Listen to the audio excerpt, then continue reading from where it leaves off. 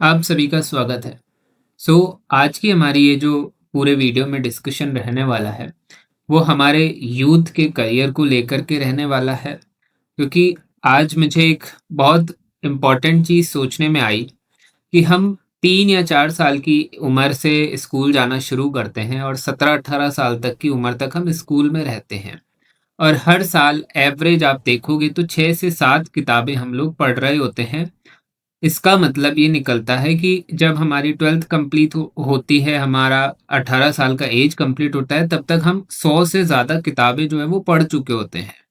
पर अब आप इस चीज़ से यही सोच कर के देखो कि कोई भी इंसान जो 100 से ज़्यादा किताबें पढ़ चुका है, वो अगर डायरेक्शन लेस है, उसको अगर ये नहीं पता है कि उसको जीवन में क्या करना है, उसका करियर उसका क्या होगा, तो उसके 100 किताबें पढ़ने का क्या सेंस निकलता है, हमें ये सोचने की बहुत ज़रूरत है।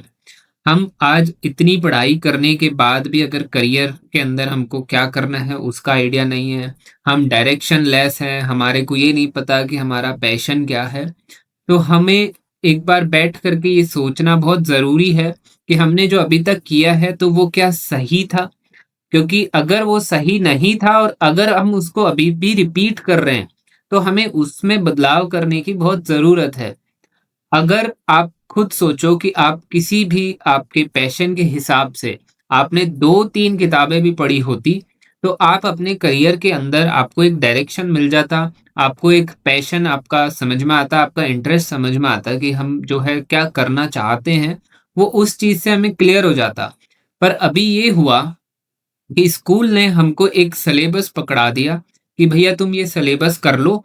हर साल हम उस सिलेबस को कंप्लीट करते कि हम इस सिलेबस को कंप्लीट करेंगे तो हमारा मार्क्स आ जाएँगे, हम नेक्स्ट क्लास में पहुँच जाएँगे।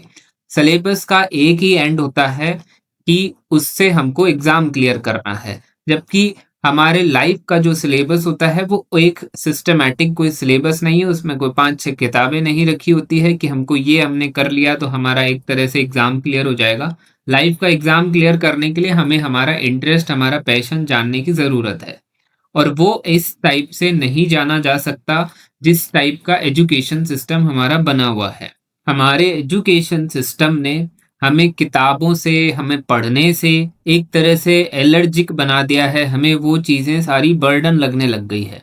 हम स्कूल में 12th क्लास तक जो पढ़ते हैं उस पढ़ाई के दौरान हमारा इंटरेस्ट डेवलप नहीं होता, हमें सिर्फ सिलेबस कंप्लीट करने के लिए फ़ोर्स किया जाता है, मार्क्स लाने के लिए हमारा माइंडसेट डेवलप कर दिया जाता है।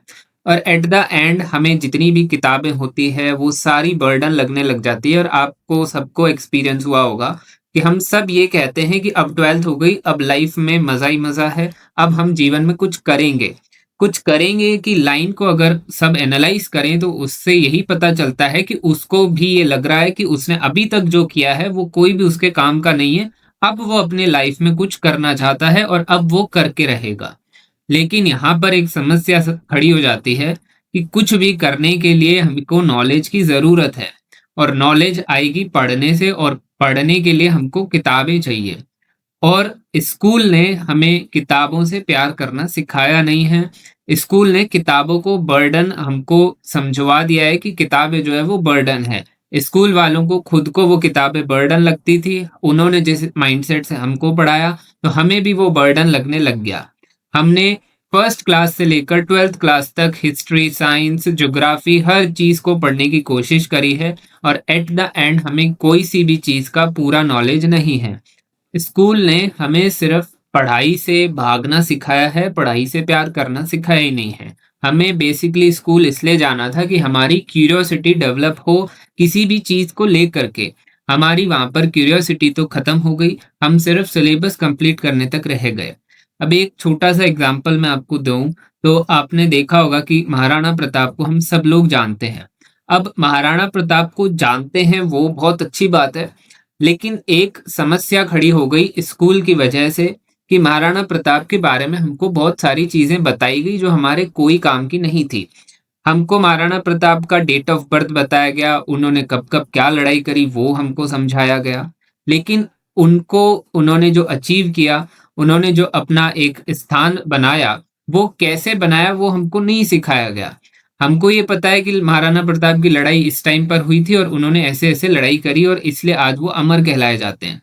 अब उनको हमको ऐसा लगता है कि भैया वो जो है एक तरह से स्ट्रैटेजिस्ट बहुत अच्छे थे, एक तरह से उनको तलवारबाज़ी बहुत अच्छी से आती थी और फिर एट द एंड हमको ऐसा लगता है कि ये सब उनके ऊपर जो है वो गॉड गिफ्ट था, उनको ऑटोमैटिकली मिला हुआ था इसलिए वो इतने महान बन गए। लेकिन कभी हम ये नहीं सोच रहे हैं कि उन्होंने ये सारी चीज़ें सीखी है। उन्होंने तलवारबाज़ी अच्छे से सीखी, उन्होंने जो राजनीति थी वो अच्छे से सीखी, तब जाकर के वो अच्छे स्ट्रैटेजिस्ट बने। उसके अलावा उन्होंने लीडरशिप सीखी तो वो अच्छे एक लीडर बने। अब हमको ऐसा लगता है कि उनको गॉड गिफ्ट था इसलिए वो इतने महान है, लेकिन हर चीज़ उन्होंने सीखी है और वो सीखने का अगर प्रोसेस हमको भी पता चले कि वो कैसे सीखा जाता है, वो कैसे सीखे, तो हम भी अपना एक डायरेक्शन सेट करके आगे बढ़ सकते हैं। अब हमें फिज़िक्स आती है, हमें जो है साइंस भी आती है, हमें थोड़ी-सी मैथ्स भी आती है, लेकिन हमें बाकी हकीकत में कुछ भी नहीं आता है। और महाराणा प्रताप को ना फिज़िक्स का कोई नॉलेज, ना उनको बायोलॉजी से कोई मतलब, ना उन्हें बाकी चीज़ों से कोई मतलब। उनका जो मेन पैशन था कि भई मेरे को राजनीति में अच्छा परफ़ॉर्म करना है, मुझे तलवारबाज़ी अच्छी करनी है, उसमें उन्होंने बहुत अच्छा नॉलेज गेन करा। ऐसा नहीं है कि उस चीज़ के अंदर वो बैठे रहे और गॉड ने आके उनको कोई गिफ्ट दे दिया और वो आकर के महान बन गए। उन्होंने उस चीज़ के अंदर पढ़ाई अच्छे से करी, उस चीज़ के अंदर बहुत डिटेल के अंदर घुस-घुस के चीज़ों को समझा तो एट द एंड वो एक अच्छा अपना स्थान बना पाए। हम जो है एक तरह से फैक्ट्स जो है उनके बारे में समझ लेते हैं, हिस्ट्री के फैक्ट्स जान लेते हैं, लेकिन हिस्ट्री के फैक्ट्स जानने से कुछ भी सेंस नहीं निकलता है। आप बस उसको एग्ज़ाम में उतार कर के आ सकते हो, क्वेश्चन ज़्यादा अच्छे से अटेम्प्ट कर सकते हो, जीके आपका बहुत अच्छा हो जाएगा, लेकिन उसका कोई भी हमें बेनिफिट नहीं मिलेगा। अगर हमें पता चले कि महाराणा प्रताप कैसे सीखे, किन-किन से जाकर के उन्होंने चीज़ें सीखी, तो बाद में हमको भी ऐसा लगेगा कि यार हम भी जो है वो उस चीज़ के अंदर आगे बढ़ सकते हैं। अब उसके लिए हमें जो है नॉलेज गेन करने की ज़रूरत है। स्कूल का जो सिस्टम जैसा भी था, वैसा था उसको हम बदल नहीं सकते। हम एटलीस्ट खुद को अब बदल सकते हैं। हम स्कूल से बाहर आ चुके हैं, हम अपना खुद का करियर जब बनाने की सोच रहे हैं, तो हम पहले माइंडसेट समझें कि हमें करना क्या है। अब यहाँ पर बहुत चीज़ आती है कि हम हमारे पैशन पर काम करना चाहते हैं, हम हमारे पैशन को फ़ॉलो करना चाहते हैं, लेकिन करें कैसे? अब यहाँ पर छोटी-सी चीज़ आपको समझनी है कि सबसे पहले आप लोगों को किताब से एक तरह से दोस्ती करनी पड़ेगी। अब किताब से दोस्ती करना बहुत मुश्किल काम नहीं है। हम ऐसा समझते हैं कि यार किताब पढ़ना बहुत मुश्किल काम है, वो इसलिए लगता है कि आप गलत किताब जो है वो उठा रहे हो। आप यूट्यूब पे जाकर के अगर देखोगे कि बेस्ट बुक रिकमेंडेशन दीजिए या बेस्ट बुक कौन-सी है उसका कोई भी वीडियो देख कर के उस किताब को आप मँगा लेते हो, फिर उसको पढ़ना चाहोगे तो आप नहीं पढ़ पाओगे। आप अपने इंटरेस्ट के हिसाब से किताब पढ़ो। आपका जो भी पैशन है, मान लो फॉर एग्ज़ाम्पल आपका पैशन है स्विमिंग करना, तो आप स्विमिंग से रिलेटेड लोगों की किताब पढ़ो जिन्होंने स्विमिंग के अंदर कुछ अचीव करा है। तो आपको एक उसकी जर्नी का आइडिया लगेगा कि उस इंसान ने अपनी जर्नी कैसे जो है वो बिताई। तो अभी आपको लगता है कि आप स्विमिंग में करियर नहीं बना सकते, लेकिन स्विमिंग का करियर भी है। अगर किसी का इंटरेस्ट है कि उसको स्टिचिंग पसंद है, कपड़े सिलना पसंद है, फैशन डिज़ाइनिंग पसंद है, तो उन लोगों की किताब मँगा कर के आप पढ़ोगे तो आपको खुद से इंटरेस्ट आएगा, आप खुद से ही वो किताब पूरी कंप्लीट कर लोगे। ऐसा नहीं होगा कि यार किताब जो है वो बेकार लग रही है, मँगा तो ली पर पढ़ी नहीं जा रही। पर वो हमको इसलिए लगता है कि आपका इंटरेस्ट तो क्रिकेट में है और आपने किताब जो है वो फुटबॉल की मँगा ली और आप चाह रहे हो कि इससे मैं कुछ सीखूँ, तो उससे आप सीखोगे नहीं क्योंकि आपका इंटरेस्ट नहीं है। आपको वो चीज़ पढ़ने की ज़रूरत है जिसमें आपका पैशन है, चाहे थोड़ा-सा भी क्यों ना हो, उसको थोड़े से शुरुआत करो। मान लो आपका अगर वुड में इंटरेस्ट है, मान लो कार पेंटिंग में आपका इंटरेस्ट है, तो आप उन लोगों की किताब मँगा कर के पढ़ो। उनके करियर को देखो कि उन्होंने कैसे अपना अचीवमेंट किया। बहुत सारे लोग जो है वो हेयर कटिंग के अंदर बहुत अच्छा करियर बनाते हैं, तो उस चीज़ के अंदर भी आप अपना नॉलेज गेन कर सकते हो। अगर आप उन चीज़ों को समझोगे तो आप देख सकते हो कि हर एक फ़ील्ड के अंदर बहुत बड़ा आदमी बना हुआ है। तो उसने जो करा है उसका आप अगर जर्नी देखोगे तो आपको भी समझ में आएगा कि यार हम भी कर सकते हैं। अभी हम जो है हमारा डायरेक्शनलेस होने का रीज़न यही है कि हमारा माइंडसेट स्कूल के टाइम से ऐसा ही बना हुआ है कि हमको किताब पढ़नी है, हमको बस किताब को इस तरह से पढ़ लेना है कि हमारे ज़्यादा से ज़्यादा मार्क्स आ जाए और एट द एंड हमको वो किताब जो है वो बेकार लगने लग जाती है, बोझ लगने लग जाती है और स्कूल से निकलते ही हम सोचते हैं कि अब हमारी ज़िंदगी जो है वो मस्त हो गई है, अब हम जो है कुछ जीवन में कर पाएँगे।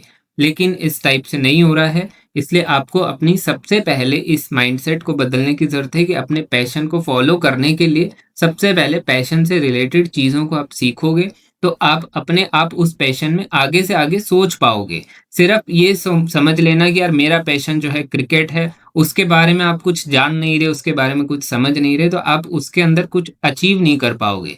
बैठे रहने से कुछ नहीं होगा, अगर आप कुछ उसके अंदर करने की कोशिश करोगे, नॉलेज गेन करोगे, तो आप एटलीस्ट कुछ ना कुछ अचीव कर लोगे अपने लाइफ के अंदर। इतना मुश्किल नहीं है किसी भी चीज़ को अचीव करना, जितना हमने उसको बना दिया है। तो आई होप मेरी ये बात जो है वो थोड़ी-सी आपको समझ में आई होगी। आज की चर्चा जो है वो हम यहीं पे समाप्त करते हैं। तब तक के लिए धन्यवाद।